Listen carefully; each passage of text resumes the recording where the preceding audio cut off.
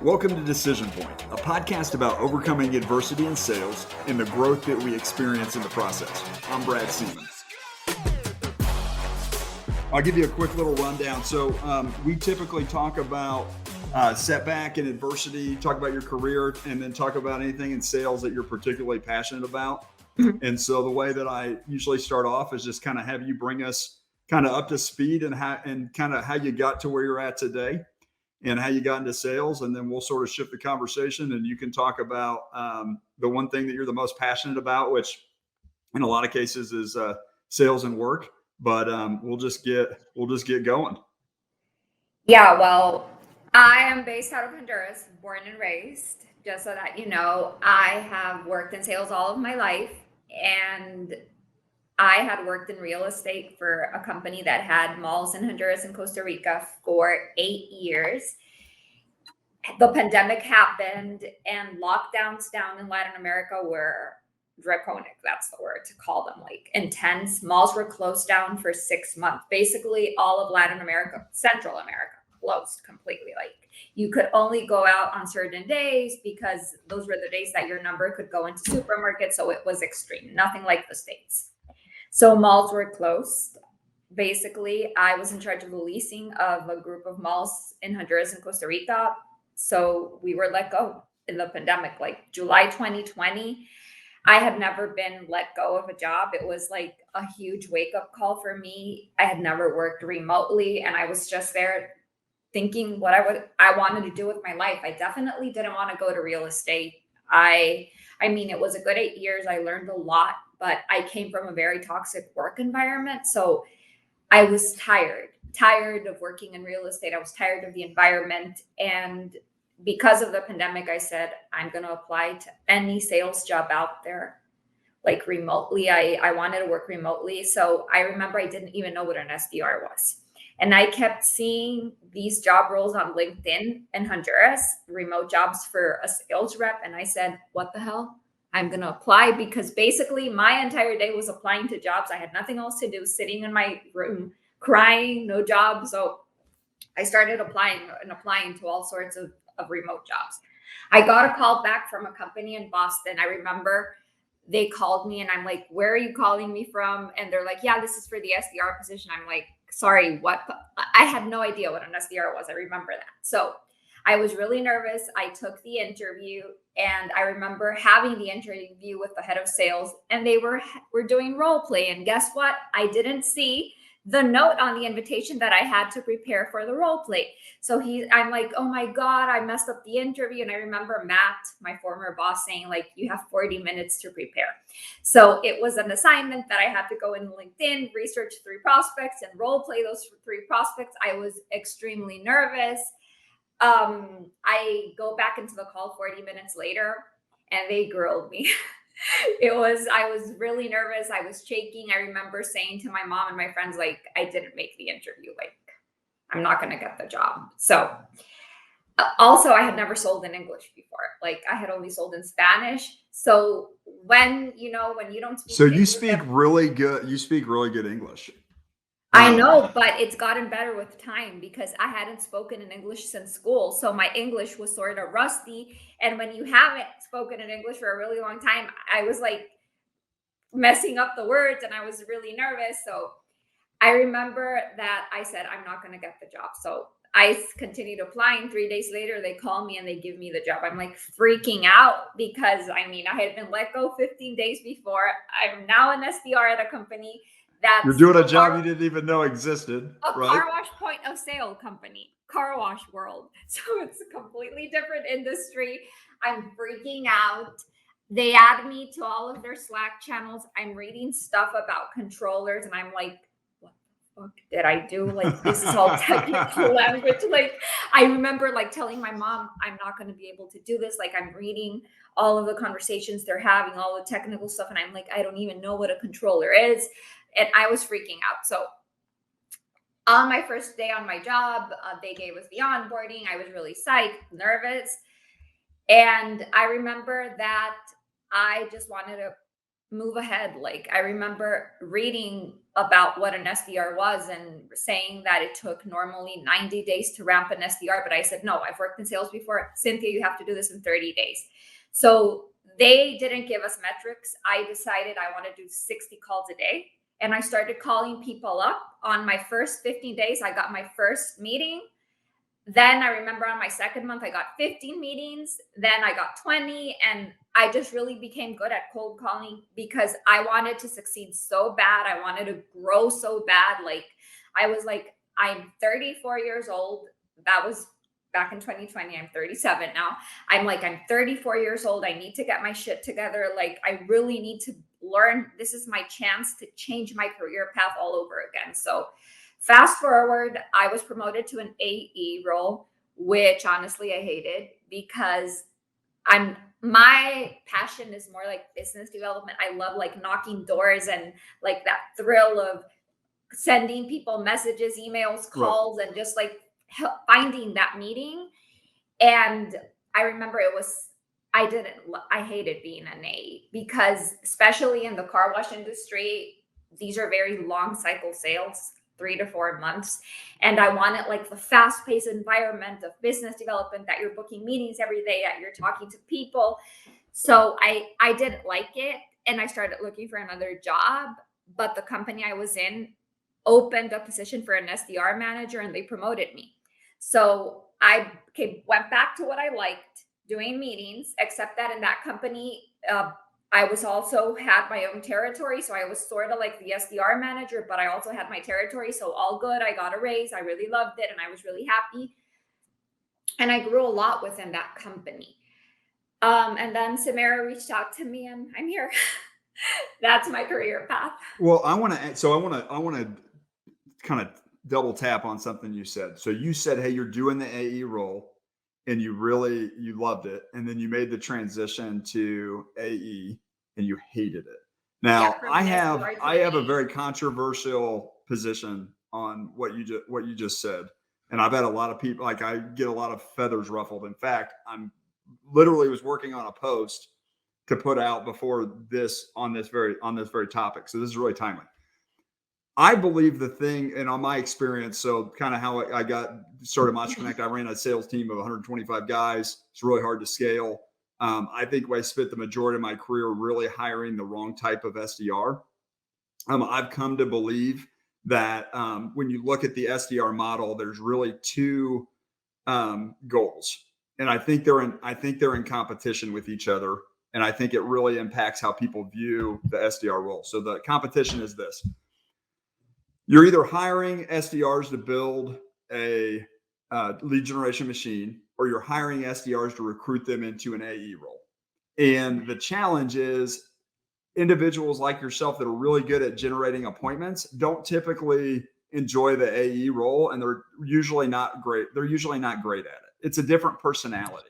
AEs are not like, you can find AEs that can do sales, that can set appointments, but I think they're typically in opposition. It's like trying to grow up. It's like, not that this can't be done because I've done it. You can grow a fast growth, profitable business, but it's really hard because being fast growth and profitable are in opposition with each other. And the same thing is being good at generating leads and being a good AE typically are different personality types. So Very true. I'd love to hear your take on it, because I throw this out on the internet and people go buck wild. No, this is true. And you know why? Because I've done full cycle sales before. It's not the first time I'm a director for a company, especially in the real estate one. I was the head of sales and business development for that company. And it's two very different personalities. Very true. Like SDRs, and maybe this is just my opinion, normally you need to be very energetic. You need to be like ready to hustle, and like leads are not going to come to you. Like inbound, what I tell my team is forget about inbound. This is purely outbound. You have to reach out to people, where I call them the frontliners, the door breakers, because basically we're breaking down doors. That's what BDRs do. It's not easy. I think it's one of the most difficult jobs in the world, because you just have to get up every morning and start from zero, like zero meetings, and just like we're finishing Q3 right now and going into Q4. starting from zero all over again. But I think it's also the most rewarding feeling in the world when you actually book a meeting, or when that meeting actually turns into a sale. In our case, when the prospect actually hires one of our candidates. So I do agree with you. In my specific case, I didn't like the AE role because it was long cycle sales. And maybe if the sales cycle would have been shorter, like a day or two or a week, I would have enjoyed it more. But when you rely heavily on commission and you're waiting for a deal to close 4 months from now, and, especially deals that are over 300K, it's like 2 months and you go in zero because you're working all of your deals, because it's like that was a very niche industry. So that's why I probably didn't like being an AE, because you're working for the next 3 to 4 months. And in some small cases, you're probably going to close a deal the next day, but those are small deals, like 15K or 20K deals, versus the big ones, which is the bread and butter, or the ones that you're going to make the most commission out. I even had a deal that lasted 6 months. So you're like grinding there every day, like nurturing your prospect, sending them information, getting all of the stuff together. And it's like, I'm more into fast-paced sales. And that's why I like business development more, because it's more fast-paced. It's like, do you want the meeting or no? No, move on to the next prospect. Like, slap the other person. Well, I think that's important. So move on to the next. I think that's one of the key. I mean, I think that's a key attribute to being a good AE. It's also a key attribute of being a good salesperson, is the ability to move on. Barbara Corcoran from the Shark Tank, I love her perspective on this. She says the difference between great salespeople and average salespeople is their ability to move on from a tough loss. The good ones move on immediately. Not that it doesn't hurt or it's not painful, but the ability to move on to the next deal and not sulk and get caught up in And that's actually one of the hardest things to do, because knowing when to quit or knowing when to move on, like, of course you want the meeting, of course you want to book that customer, but you have to know when to let go. Versus being an AE, it's all about nurturing the lead, sending the correct information, doing the right messaging, or having that person come back to you saying they're ready to make a purchase now. So it's two completely different roles. Some BDRs really want to grow into AEs, and that's okay, because maybe they do have the personalities, maybe they do want to work in lead nurturing, but it's not for everybody. Yeah, and that's I don't why think. as a sales leader, it's important to also develop a path for BDRs, being that to grow into BDR managers, BDRs into enterprise roles, BDRs into other verticals, or maybe BDR managers. Who knows? There's a customer success, marketing. There's a whole different path, like for a BDR to have a career path. Yeah, I totally agree. And I think the tradition, particularly in tech, and I understand, Troy Barter, he and I had a conversation, and he said, hey, look, it's less risky to hire an SDR than it is to hire somebody who's been selling something else and bringing them into the organization, which I could see that. But I just think when you look at the rhetoric around whether or not the SDR model works, I think most of the time what's really being complained about is that they're not hiring the right person to do the job, or they have mixed motives on what they're trying to accomplish, and they're not getting the results that they want. And obviously there's lots of unique use cases, right? You're talking about different types of sales cycles and different types of products. But I just think in general, in my experience, the people that are really good at setting appointments and generating initial interest are not always the people who are really good at closing deals. And that's okay. I think we need to value more. I think the SDR role should be more valued than it is. Well, tell us a little bit about the work you're doing at Samara, right? Samara, yeah. Samara, okay. Oh, and you made me smile when you say that. I love Samara. So Samara, what we do is that we act as a bridge between US companies and top Latin American talent. There's a huge talent pool down here in Latin America, and it's overlooked, because whenever you think of nearshoring or offshoring, you're thinking about India or the Philippines. But what people don't realize is that Latin America is full of white collar middle managers. Like, I was born and raised in Latin America. My English is near native. My entire team, I even have some that have 2 MBAs or something like that. Some went to US colleges, some went to colleges in Europe, and all of them have my same English level or even better. So we're trying to break the status quo and like break the wheel on showing the US that Latin America is as talented as the US. We're extremely hard workers.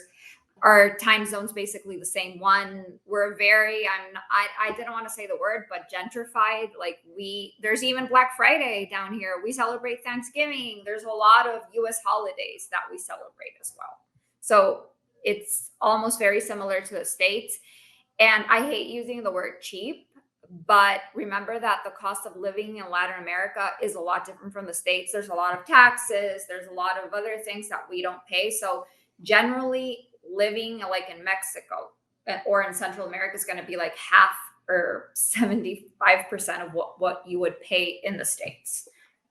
What's the, so as we're talking about the visit, do you staff in all, is there a specific type of employee that you guys staff, or do you do technical, you do recruiting, marketing? So we just hired a technical recruiter because we have a lot of companies that are looking for full stack engineers, Ruby on Rails, DevOps. So we have already placed engineers in around 50 companies. We are also really good at customer success, logistics, and sales. We have placed like 100 BDRs in the last 6 months. And basically BDRs and SDRs are in huge, huge demand right now. Like we get emails from customers every day. I need 2 SDRs. I need 3 BDRs. That's like our bread and butter. We're working on that. And there's several other verticals that we're working on projects. This is not our full product, just so that you know. We're launching a SaaS software in the next 2 months. That's basically going to be the Equifax of resumes. So any company around the world that wants to hire remotely and globally will love our software, because basically if Judy says on her resume that Judy went to Harvard and Judy worked at Google, our AI software is going to be able to verify that. So whenever we place a candidate in front of X customer, it's already going to be verified. It's already going to be vetted that this person actually worked in Google. This person actually graduated from Harvard. This person is certified with 95% English. This person has a 6 Sigma belt, whatever. So that's why it's going to change the world. And there's a blockchain part to it. So it's also going to have like a wallet with tokens, because we also certify all of our talent. It's a whole different game changer. Trust me. I can't say anything else because they're going to kill me. But that's all I can say. But whenever we come out and go to market, it's going to break everything. People are going to love it. Awesome. Well, look forward to hearing more. What's the one thing that you're like the most passionate about right now? And it can be anything. It can be work. It can be personal. I'm really passionate about Samara right now because it's a huge project I believe in. I've seen it grow. Like when I started, we were only 30 people on the team. We're up to 100 right now. And my team, I started with 2 people and we're 30 now too. So it's like, I'm really passionate because I remember my first week, we're like, we need you to bring 15 meetings. We're up to 130 right now. Are you managing the SDR team there then? I am the senior sales director. Yes. Okay. Yeah, I am the head of business development. I manage the team leads, the RevOps manager, and the training manager. Yeah. Okay, awesome, cool. That's exciting. Well, it sounds like you guys are really, addressing a super big need. I think, in Latin America, trying to find positions and then trying to find people in the U.S. There's definitely, particularly in the tech space, I do feel like there's like a mismatch of talent, for sure. So. But this was awesome. I loved having you on. I appreciate Thank you for inviting me. It was great. awesome. We had a blast.